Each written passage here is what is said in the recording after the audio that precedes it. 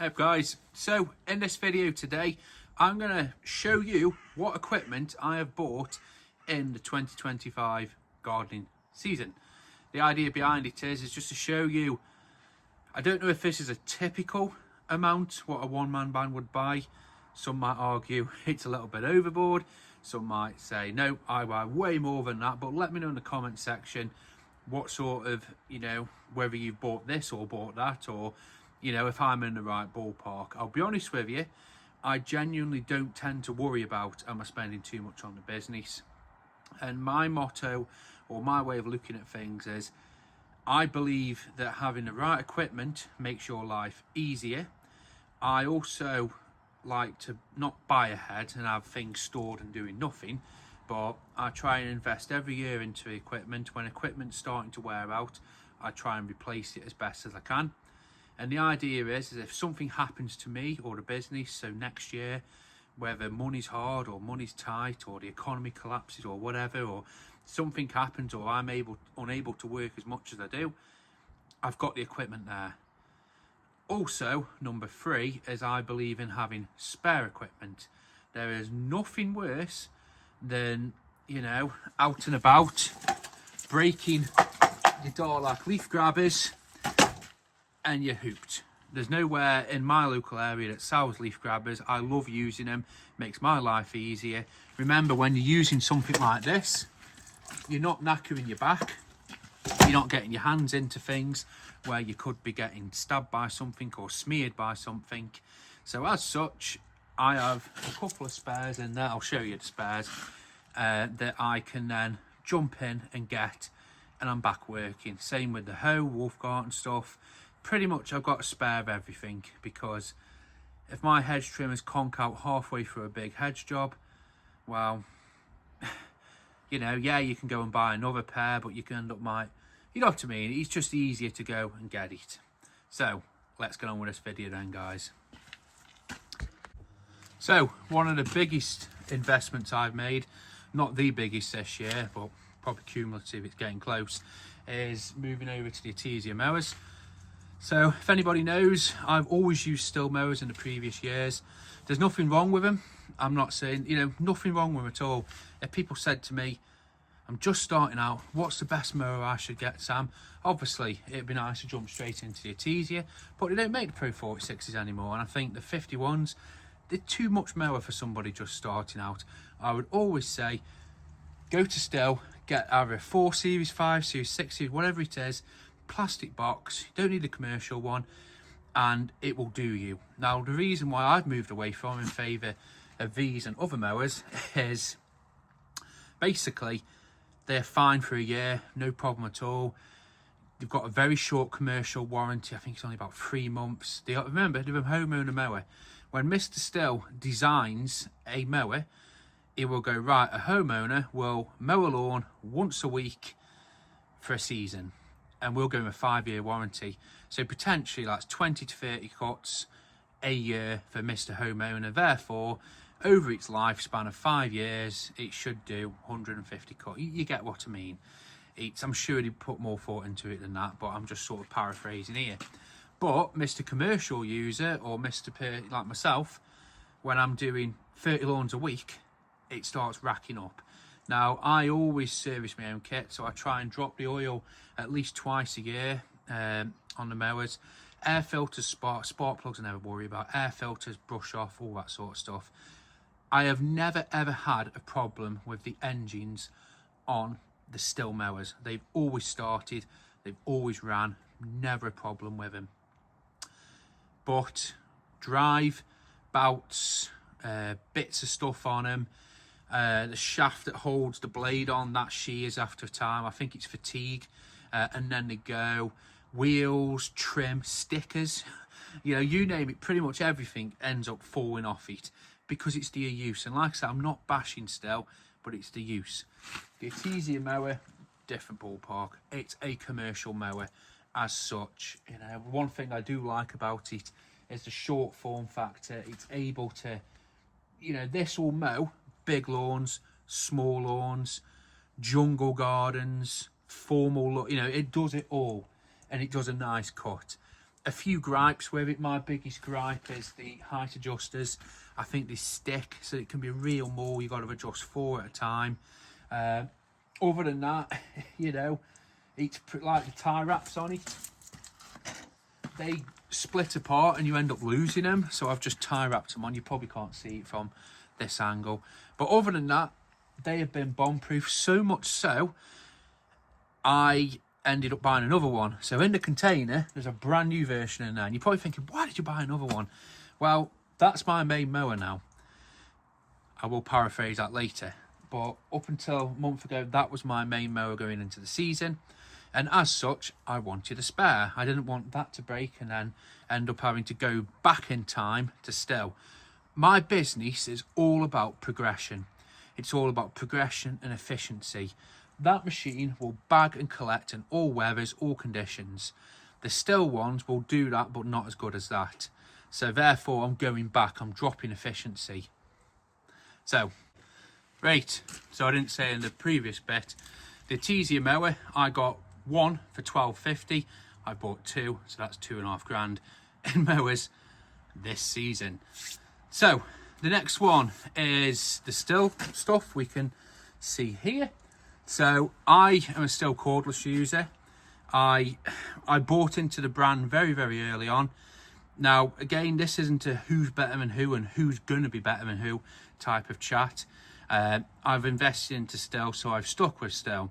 Now, I upgraded the blower, so it is, I've got it written down here. So I bought this year I bought the BGA 250 blower. Now, my old blower, the handheld version, the predecessor to that, in all fairness, there was nothing up with it. Absolutely zero.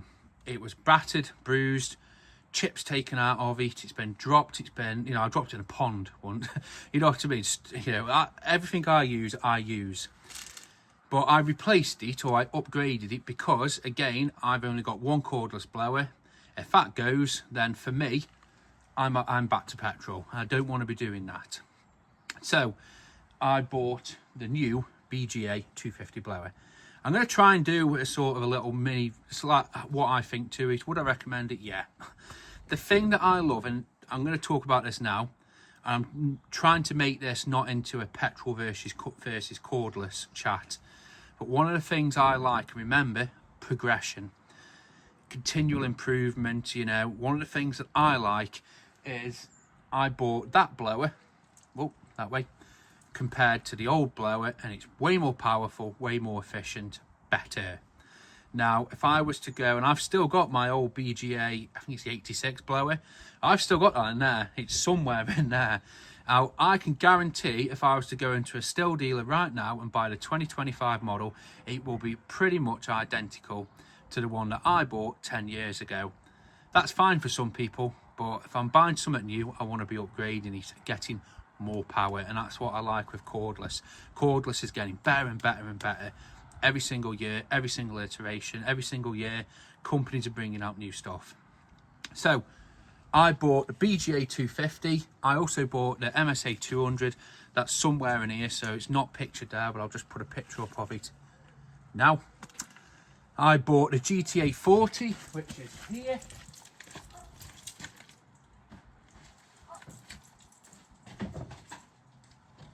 So I bought that this season, so it's the commercial version of their handheld tool. I know people have said that it isn't. I like it, it's got plenty of power. The hedge trimmers, so, right, and I'm not, this isn't, I think everything has got a serviceable life. I think the hedge trimmers are the gateway to cordless. I do like the Still hedge trimmers, but I have problems with them. I've got their, so they're extra long reach, so they're extendable one. I've had 3 in the past 4 years, and they've all ended up letting me down. They've all ended up having problems. I've got one in here, which I keep in there for those hard to reach bits. I've got one in there that's in bits, and one of them I just sold or gave away. I can't remember which one. The hedge trimmers were getting me bearings. So those ones, the HLA 135s, So I had a problem with one, I can't remember if it was this season, where, so I try and buy new, well I always buy new. So I bought it brand new, it had a warranty, it ended up getting warranty work where the head just sort of split apart. Fine, that's no problems at all. So I ended up, you know, having a problem with that. Now I got it repaired under warranty. The warranty company fixed it, the tool thing fixed it, had it back. I ended up having another problem with it where it ended up the gears inside just ate itself. So when I took it back to a different company under warranty, they basically said that it's, you know, the parts, there was more problems with it and it was out of warranty at this point. So it ended up basically, they gave me two options. You can have a new head put on it, which is 350 quid, or you can basically buy a whole new one and then that one is scrap. Now, this is where it gets you. Now, there's nothing wrong with that power unit. The power unit's fine. Nothing wrong with it at all. But, you know, for me, what do? Do I buy... And remember, I use that all the time. So for me, having to wait for it to get repaired or letting it break and then I ended up having to buy another one, I'm still getting there eventually, aren't I? So I had a new head put on that. So this one has got a completely brand new head on it. And I bought a replacement one, which I use. So the old one's in storage, the new one with a new warranty is put into active use. I also bought the handheld hedge trimmer, which is the... Oh, I've not got that listed, but... Or no, I bought that the previous season, so exclude that one. I didn't buy that. I thought I bought that this season. So another thing that I bought this season was...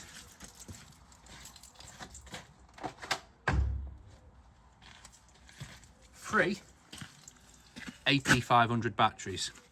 Now, so this is the thing with battery, and this is one of the things I'm interested in working with Cress on, is batteries, range anxiety, battery anxiety, you name it. It's the big worry for a lot of people. So to keep my business going, I had to have 5 batteries. So I had 5 AP300 batteries. And don't get me wrong, on typical days, more than enough power. I was using 3 AP300 batteries, charging them up at night, fine. But this season, I really sort of stepped up the game in terms of, you know, tools and stuff like that and work. So I was getting to a point with work and all the mow and go, all the different work I was doing, something's fallen over. I got to the point where basically 5 was not enough. So I ended up getting 3 AP500 batteries this season. And to be fair, you can see the step up. Remember, step up. Same form factor, a little bit extra weight. You know, I've gotten more out of them. So typically, the 3 AP500 more than last a day, and I've got the AP300Ss to fall back on, well, the AP300s. One thing I will say about Still, never ever, touch wood, had a problem with their batteries. So much so, I can't reach it in there. I've got one of their original OG black batteries. So yeah, another thing I bought this season is the KebTech pruners. So I will just drop a quick sort of mini review on them now. The only reason I do this is if you watch or listen to the Gardener's Shed podcast, there is a discount code for these. It's GARPOD5. I will link it in the description. I've used these now for about 3 months, so I feel confident in them. So they're brilliant. The battery lasts a while on them. They are stupidly capable for what they are and their form factor. The long reach element is brilliant. It means that I can reach probably I'm 5'11". The pole I think is 1.8, so around about 3 meters I can reach. They aren't a secateur. In all fairness, they are the equivalent of a lopper. They've got plenty of power. So yeah, reason I'm mentioning it now and actually plugging it, because I've not really mentioned it much, is that I would recommend them. I would say I feel confident in them. I left them out on the windscreen the other day. They had a full day in the rain, unbeknownst to me. They got absolutely soaked all night. They've been on the dash to dry out. They've had no problems at all. So yeah, I would recommend them. So the cost of all the still stuff, let me just, I did write it down, was £2,598. So yeah, as I said, for me, this is how I run my business. I always invest in new equipment this season because, like I said, next season, who knows what might happen.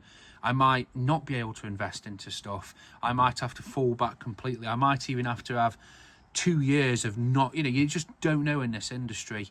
And I'd rather have it than not have it. So we'll get on to the next stuff, which is consumables.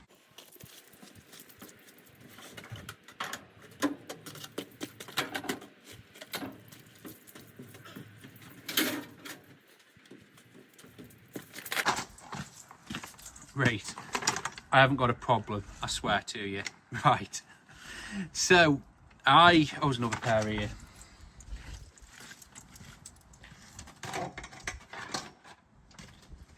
Right, not a hoarder, I've not got a problem. So one of the things that I do is I often find that when things break, if it's totally and utterly broken and it's hooped, throw it away. Now I've found so I love the Dorlac leaf grabbers. They're so useful, they're so light, but they don't last. So every pair that breaks, I put in a container. Now, because I use the same brand, I've had it before where the little rubber thing comes off and I end up losing it. So I've got spares to replace them with. I find typically, and I need to go through them, so what my plan is to go through all of these with the various missing bits. My plan, we put these going down, jingling away. So my plan is to go through all of them to make 2 good pairs or a good pair, because typically one side goes, another side doesn't go, because it's a left and a right. There's no, you know what I mean? So my plan is to swap it over to eventually make, make good and have, good pairs. One more thing.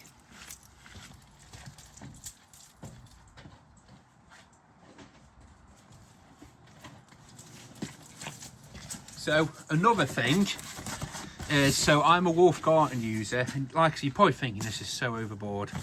So the most commonly used things that I have, let me just show you. I'm a Wolf Garden user. I absolutely love the plastic rake.